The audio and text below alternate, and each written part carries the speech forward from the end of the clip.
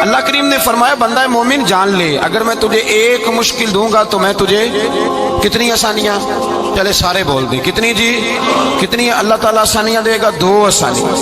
ہم لوگ اچھا جب ہمارا ذہن بن جاتا ہے نا کمزوری کا، ہمارا جب مزاج بن جاتا ہے مایوسی کا، پھر معاملہ ذرا ہمارے لیے گمبھیر ہو جاتا ہے۔ اگر ہم یہ ذہن بنائے نا کہ مشکل میرے اللہ کی طرف سے آئی ہے تو وہ مجھے آسانی بھی ضرور عطا کرے گا، تو پھر اللہ ضرور ہی آسانیاں عطا فرماتا ہے۔ اور جو مشکلات زندگی میں آتی ہیں نا، حضرت مولا علی شیر خدا رضی اللہ تعالیٰ عنہ کا بڑا خوبصورت فرمان ہے۔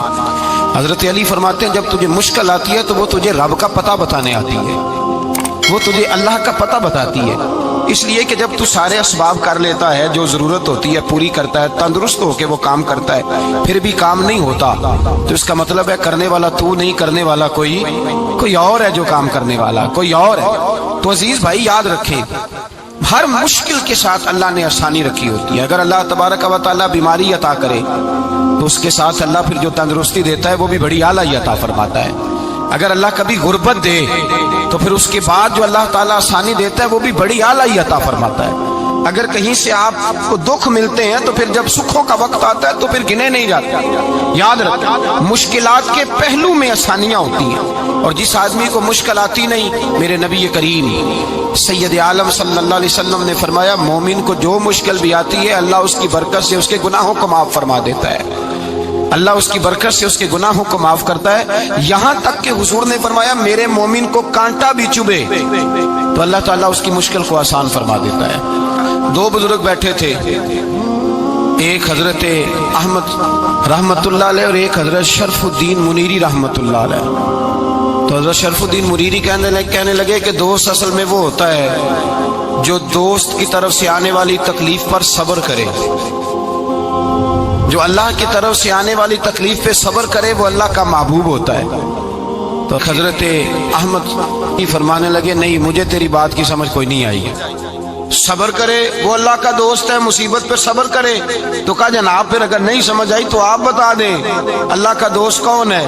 تو آپ فرمانے لگے جو محبوب کی طرف سے آنے والی مصیبت کو اس کا تحفہ سمجھ کے قبول کرے وہ اصل دوست ہوتا ہے، اس کا تحفہ سمجھ کے قبول کرے، اپنے رب کا تحفہ سمجھے، مالک کا تحفہ سمجھے کہ اس نے مجھے تحفہ دیا ہے، مجھے کسی مشکل میں ڈالا ہے۔ تو رب کریم بلا مثال و بلا تشبیہ سمجھانے کے لیے اللہ جب کسی کو مشکل میں ڈالتا ہے، کافروں کو تو اس نے موجیں کرائی ہوئی ہیں، بڑی بڑی سہولتیں دی ہوئی ہیں، مشکل میں ڈب بھی ڈالتا ہے اپنے نیک بندوں کو ہی ڈالتا ہے۔ نمرود اور فرعون کے پیروں میں کانٹا بھی نہیں چبھتا تھا، ان کو تکلیف نہیں آتی، تکلیف کسے آتی تھی؟ اللہ کے نیک بندوں کو تکلیف آتی تھی۔ حضرت رابعہ بصریہ جب تک زندہ رہی تب تک بیمار رہی، جس دن طبیعت ٹھیک ہوتی تو کہتی اے اللہ تو کہیں مجھ سے ناراض تو نہیں ہو گیا، تو کہیں ناراض تو نہیں مولا جب تو مجھے تکلیف دیتا ہے تو میں رو کے تیری عبادت کرتی، جب مجھے دکھ ہوتے ہیں تو میں سجدے میں تڑپتی،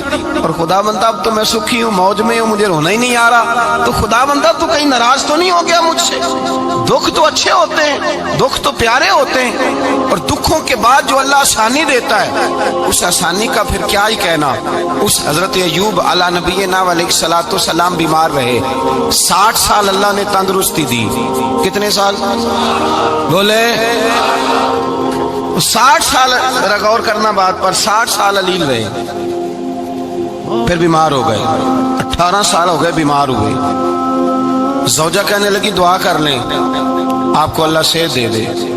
ہمیں اگر کوئی بندہ پوچھ لینا کہ بھائی کبھی کوئی خاص بات تو سناؤ، تو ہم جو ساری زندگی سکھ کے ساتھ سوئے ہوتے ہیں وہ بات نہیں سناتے، وہ جو ایک رات درد سے نیند نہیں آتی اس رات کا قصہ سناتے ہیں، کہتے ہیں وہ میرے الٹے دانت میں درد تھا تو میں ساری رات سو نہیں سکا۔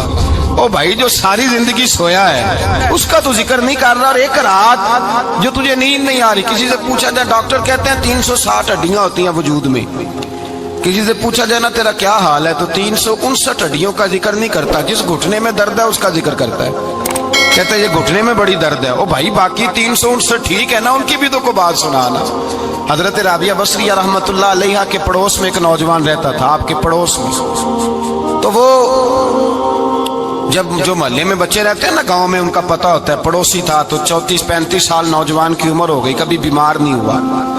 ایک دن اس کی طبیعت علیل ہوئی، سر میں درد ہوا تو اس نے پٹی باندھ لی سرخ رنگ کی، باہر نکل کے آیا، حضرت رابعہ بصری علیہ رحمہ نے دیکھا تو فرمانے لگے بیٹے خیر ہے؟ لگا جی اماں جی سر میں بڑی درد ہے۔ آپ فرمانے لگے کتنی عمر ہو گئی؟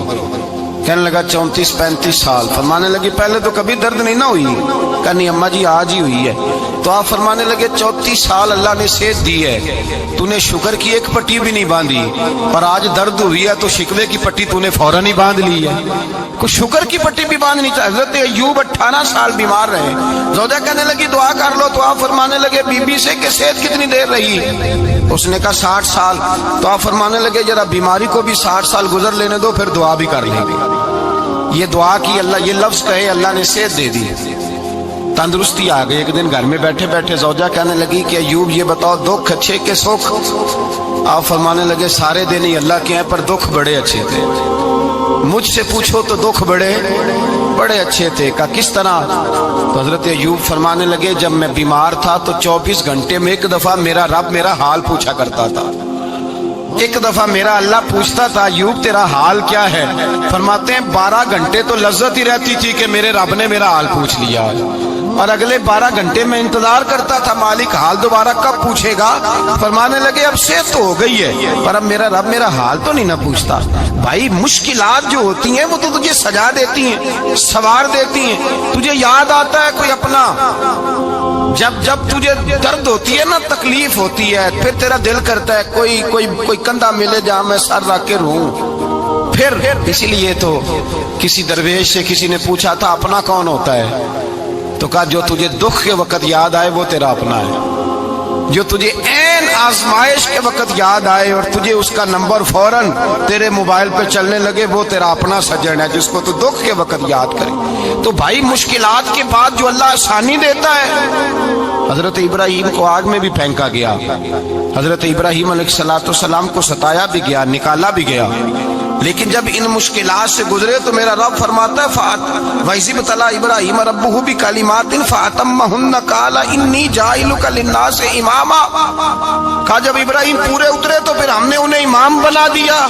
یا اللہ کس طرح کی امامت دی؟